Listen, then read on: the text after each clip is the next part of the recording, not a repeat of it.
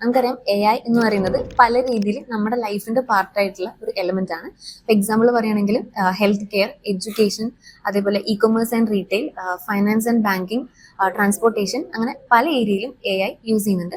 അതിൽ പ്രധാനപ്പെട്ട ഒരു ഏരിയയാണ് എഡ്യൂക്കേഷൻ ഇൻ AI എന്ന് പറയുന്നത്.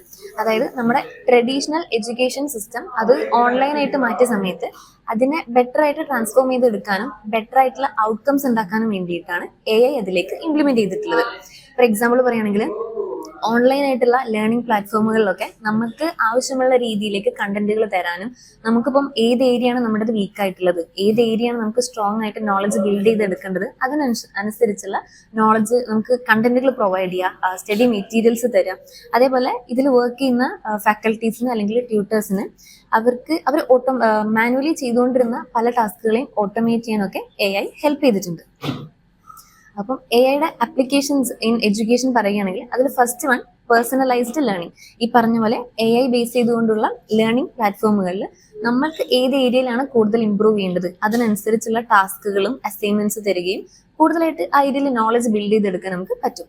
രണ്ടാമതാണ് സ്മാർട്ട് ട്യൂട്ടറിങ്. അതായത് പല പ്ലാറ്റ്ഫോമുകളിലും ചാറ്റ് ബോട്ട് പോലെയുള്ള സിസ്റ്റംസ് ഇൻട്രൊഡ്യൂസ് ചെയ്തുകൊണ്ട് തന്നെ നമുക്ക് ഇൻസ്റ്റന്റ്ലി നമ്മുടെ ഡൗട്ടും കാര്യങ്ങളും ക്ലിയർ ചെയ്യാൻ പറ്റും. മൂന്നാമതായിട്ട് വരുന്നതാണ് ഓട്ടോമേഷൻ ഓഫ് ടാസ്ക്. പല പ്ലാറ്റ്ഫോമുകളിലും ഈ പറഞ്ഞ ഫാക്കൽറ്റീസോ ടീച്ചേഴ്സ് അല്ലെങ്കിൽ ഇതിന്റെ പിന്നിൽ വർക്ക് ചെയ്യുന്നവർ മാനുവലി ചെയ്തുകൊണ്ടിരുന്ന റിപ്പീറ്റേറ്റീവ് ആയിട്ട് മാനുവലി ചെയ്തുകൊണ്ടിരുന്ന പല ടാസ്കുകളും, ഫോർ എക്സാമ്പിൾ പറയുകയാണെങ്കിൽ അറ്റൻഡൻസ് മാനേജ് ചെയ്യുക, അതേപോലെ അസൈൻമെന്റ്സോ കാര്യങ്ങളോ ചെക്ക് ചെയ്യുക, അതിന് ഗ്രേഡ് കൊടുക്കുക, മാർക്ക് ചെയ്യുക, ഇങ്ങനത്തെ പല കാര്യങ്ങളും നമുക്ക് AI ഹെൽപ്പോട് കൂടിയിട്ട് ഓട്ടോമേറ്റ് ചെയ്തെടുക്കാൻ പറ്റും. നാലാമത്തെ പോയിന്റ് ആണ് ആക്സസിബിലിറ്റി ടൂൾസ്. അതായത് പല പ്ലാറ്റ്ഫോമുകളിലും വോയിസ് ടു ടെക്സ്റ്റ് കൺവേർഷൻസ് ഉണ്ട്.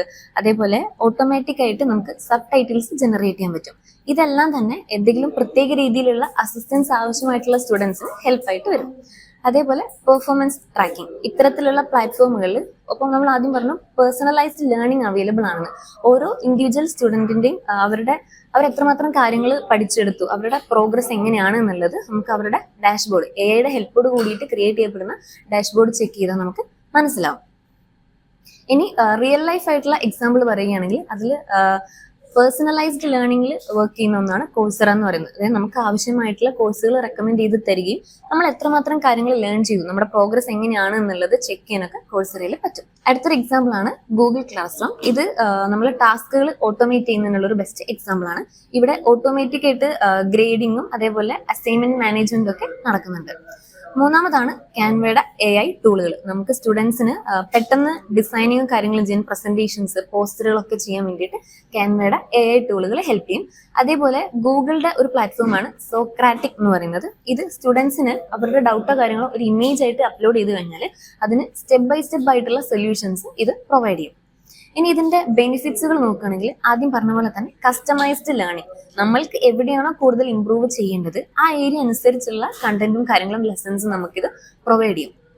രണ്ടാമത് വരുന്ന പോയിന്റ് ആണ് ടൈം സേവ് ചെയ്യാൻ. നമ്മൾ ആദ്യം പറഞ്ഞ പോലെ മാനുവലി ചെയ്തുകൊണ്ടിരുന്ന പല കാര്യങ്ങളും AI ഹെൽപ്പോട് കൂടി നമുക്ക് ഓട്ടോമേറ്റ് ചെയ്തെടുക്കാൻ പറ്റും. അതേപോലെ ഇപ്പൊ സ്റ്റുഡൻസിനാണെങ്കിലും പിന്നേക്ക് എന്ന് പറഞ്ഞിട്ട് അവരുടെ ഡൗട്ടുകൾ മാറ്റി വെക്കേണ്ട കാര്യമില്ല. ഇപ്പൊ അതുപോലെ ചാറ്റ് ബോട്ട് ഒക്കെ ഉള്ളത് കൊണ്ട് തന്നെ ഇൻസ്റ്റന്റ്ലി അവരുടെ ഡൗട്ടും കാര്യങ്ങളും ക്ലിയർ ചെയ്യപ്പെടും. മൂന്നാമത് പറഞ്ഞത് ഇംപ്രൂവ്ഡ് ആക്സസിബിലിറ്റി. നേരത്തെ പറഞ്ഞ പോലെ വോയിസ് ടു ടെക്സ്റ്റ് കൺവേർഷൻസ് ഒക്കെ ഉള്ളത് കൊണ്ട് തന്നെ സ്റ്റുഡൻസിന് ഏതെങ്കിലും തരത്തിലുള്ള അസിസ്റ്റൻസ് ആവശ്യമായിട്ടുള്ള സ്റ്റുഡൻസിന് ഇത് ഹെൽപ്പ് ചെയ്യും. അതേപോലെ ഹയർ എൻഗേജ്മെന്റ്. ചാറ്റ് ബോട്ടും കാര്യങ്ങളും ഉള്ളത് കൊണ്ട് തന്നെ നമുക്ക് അപ്പോൾ കാര്യങ്ങൾ ഇന്ററാക്ട് ചെയ്തുകൊണ്ട് ചോദിക്കാനും എൻഗേജ്ഡ് ആയിട്ട് കുട്ടികളെ ഇരുത്താനും നമുക്ക് സാധിക്കും. ഇനി ഇതിന്റെ ചാലഞ്ചസ് പറയുകയാണെങ്കിൽ ഏതൊരു AI സിസ്റ്റം അല്ലെങ്കിൽ ഏതൊരു AI റിലേറ്റ് ചെയ്തൊരു കാര്യം എടുത്തു കഴിഞ്ഞാലും അതിൽ ഫസ്റ്റ് വരുന്ന ചാലഞ്ച് എന്ന് പറയുന്നത് ഡേറ്റ പ്രൈവസി തന്നെയാണ്. രണ്ടാമത് വരുന്നത് കോസ്റ്റ് ഓഫ് ഇംപ്ലിമെന്റേഷൻ. ഇപ്പം ഈ പറയുന്ന ഓൺലൈൻ പ്ലാറ്റ്ഫോമുകൾക്ക് അല്ലെങ്കിൽ സ്കൂളുകൾക്കൊക്കെ തന്നെ കംപ്ലീറ്റ്ലി ഒരു AI ബേസ് ആക്കിക്കൊണ്ടുള്ള ഒരു സിസ്റ്റം ഡെവലപ്പ് ചെയ്യുക എന്ന് പറയുന്നത് ചിലർക്കെങ്കിലും ഒരു എക്സ്പെൻസീവ് ആയിട്ടുള്ള ഒരു കാര്യമായിരിക്കും. മൂന്നാമത് ഡിജിറ്റൽ ഡിവൈഡ്. ഇപ്പം പോലെ എല്ലാവർക്കും ഈ നെറ്റ്വർക്കോ കാര്യങ്ങളോ പ്രശ്നങ്ങളോ ഉള്ളവർക്കൊക്കെ ഇത് ആക്സസ് ചെയ്യാൻ പറ്റണമെന്നില്ല. അതേപോലെ ഓവറായിട്ട് ഡിപ്പെൻഡ് ചെയ്യപ്പെടുക ഈ AI പ്ലാറ്റ്ഫോമുകളെ. ഫോർ എക്സാമ്പിൾ നമുക്കൊരു ഇപ്പൊ ഒരു ടാസ്ക് തന്നു, അപ്പം നമ്മളായിട്ട് അത് എന്താണ് എന്ന് ആലോചിച്ച് കണ്ടെത്തുന്നതിന് പകരം ഏറ്റവും എളുപ്പത്തിൽ നമ്മൾ ChatGPT പോലുള്ള പ്ലാറ്റ്ഫോമുകളെ ഡിപ്പെൻഡ് ചെയ്യും. ഇത് ഒരു പരിധിയിൽ കൂടുതലാവുന്നത് ഒരു ചാലഞ്ച് തന്നെയാണ്. ഇത് കൺക്ലൂഡ് ചെയ്ത് പറയുകയാണെങ്കിൽ നമ്മുടെ ട്രഡീഷണൽ എഡ്യൂക്കേഷൻ സിസ്റ്റം അത് ഓൺലൈൻ ആക്കി മാറ്റിയ സമയത്ത് അത് ബെറ്റർ ആക്കി എല്ലാവർക്കും ഈസിലി യൂസ് ചെയ്യാനും എഫക്റ്റീവ് ആക്കാനൊക്കെ വേണ്ടിയിട്ടാണ് ഇതിലേക്ക് AI കൂടെ ഇംപ്ലിമെന്റ് ചെയ്തിട്ടുള്ളത്.